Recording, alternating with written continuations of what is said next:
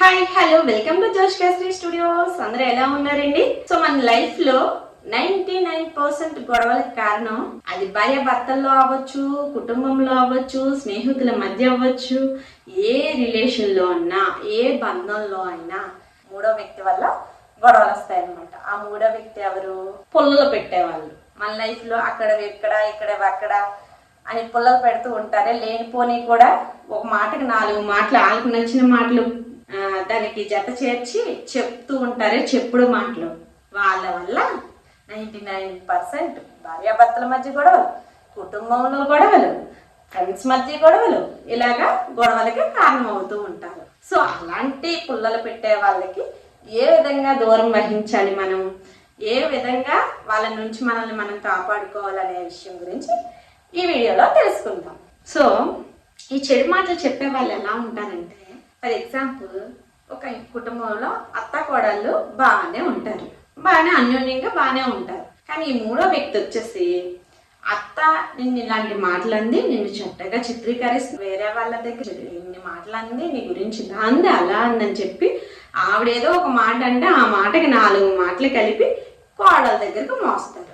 So కోడలు కూడా ఊరుకుంటుందా?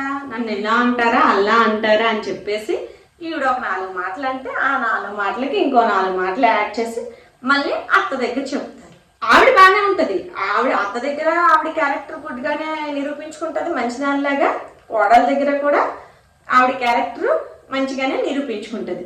కానీ అత్త కోడల మధ్య చిచ్చు మాత్రం పెట్టేస్తుంది. పాపం వాళ్ళ మధ్య ఎలా ఉంటుందంటే పచ్చగడ్డ వేసినా బొగ్గుమంటుంది అనమాట. అలా చిచ్చు పెడుతూ ఉంటారు.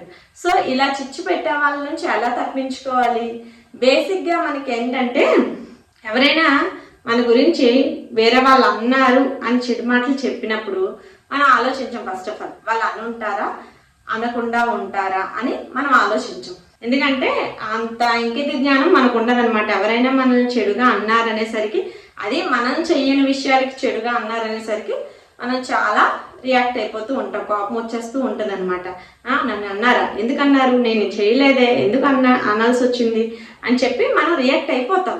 సో అది వాళ్ళకి అదే కావాలి, మనం రియాక్ట్ అవ్వడమే వాళ్ళకి కావాలి. అంతేగాని వాళ్ళు నన్ను అన్న ఉంటారా, ఎందుకు అని ఉంటారు, అనరే నేను అడుగుతాను ఉండండి వాళ్ళని అని అన్నాం అనుకోండి, వాళ్ళు అక్కడే స్టాప్ అయిపోతారు. ఎందుకంటే వాళ్ళు అన్నది చిన్న రవ్వంత అయితే వీళ్ళు చెప్పేది కొండంత చెప్తారనమాట.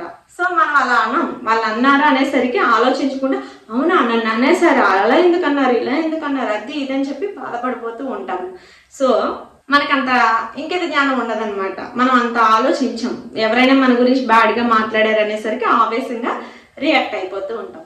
సరే, ఇలాంటి వాళ్ళకి మనం ఏ విధంగా దూరంగా ఉండాలనే విషయం గురించి తెలుసుకుందాం. సో ఎప్పుడైనా కూడా ఇలాగే మన దగ్గరికి వచ్చి ఎవరి గురించైనా చెప్పుడు మాటలు చెప్పాలనుకున్నప్పుడు, వేరే వాళ్ళ విషయం ప్రస్తావన తెచ్చినప్పుడు ఫస్ట్ వచ్చేసి వాళ్ళు ఏమైనా చెప్పేటప్పుడు మీ చెవులతో మీరు విన్నారా, మీ కళ్ళతో మీరు చూసారా అని అడగండి. రెండవది వచ్చేసి అది నిజమేనా అని గట్టిగా అడగండి.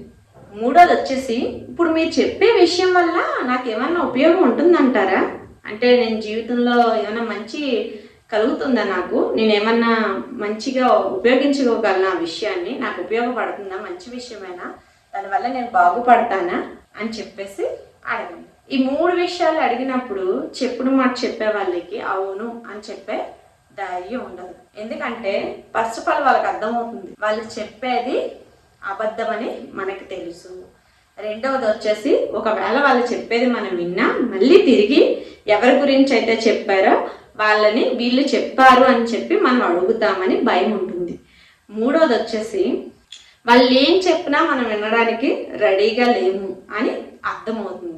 ఈ 3 విషయాలు అర్థమైన వాళ్ళు చెప్పుడు మాటలు చెప్పాలని చూడరు. ఎందుకంటే వినే వాళ్ళమే మనం రెడీగా లేనప్పుడు చెప్పే వాళ్ళు ఎందుకు చెప్తారండి?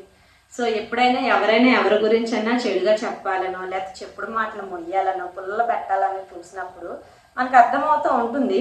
కాబట్టి అది మంచా చెడా, వాళ్ళు నిజంగా చెప్తున్నారా మన మంచి, లేకపోతే కావాలని 4 మాటలు ఎగేసి చెప్తున్నారా అనేది తెలుసుకోవాలనుకున్నప్పుడు ఈ 3 క్వశ్చన్స్ అడగండి. ఫస్ట్ 3కి తడబడకుండా ధైర్యంగా ఆన్సర్ చెప్పాలనుకుంటే అప్పుడు వినండి. విన్నా అది మనసుకు తీసుకోకండి, ఉపయోగపడే విషయం కాదంటే. సో ఈ విధంగా పుల్లలు పెట్టే వాళ్ళకి దూరంగా ఉండడానికి అయితే ప్రయత్నించండి.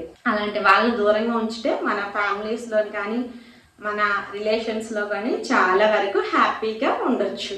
ఎందుకంటే తప్పని చెప్పే వాళ్ళకన్నా ఆ తప్పుని సపోర్ట్ చేసే వాళ్ళే ఎక్కువ మంది ఉన్నారనమాట. సో చెప్పుడు మాటలు చెప్పే వాళ్ళకన్నా ఆ చెప్పుడు మాటలు మోసేవాళ్ళు, వాటికి 4 కలిపి ఇంకా చెప్పేవాళ్ళు ఇంకా ఎక్కువ ఉన్నారు. వాటి వల్ల జీవితాలు సర్వనాశనం అవుతున్నాయి, బంధాలు కూలిపోతూ ఉన్నాయి. ఆ చెప్పుడు మాటలు స్టార్ట్ అయినప్పుడే అది అలా కాదు ఇది ఎలా కాదని మనం గట్టిగా ఖండించాం అనుకోండి, చెప్పేవాళ్ళు చెప్పడానికి మళ్ళీ రారనమాట. సో కంటెంట్ నచ్చినట్లయితే వీడియో లైక్ చేయండి, షేర్ చేయండి అండ్ కొత్తగా చూస్తున్న వాళ్ళు సబ్స్క్రైబ్ చేసుకోండి. మళ్ళీ కొత్త కంటెంట్తో కలుసుకుందాం. Until then bye bye. Thank you all.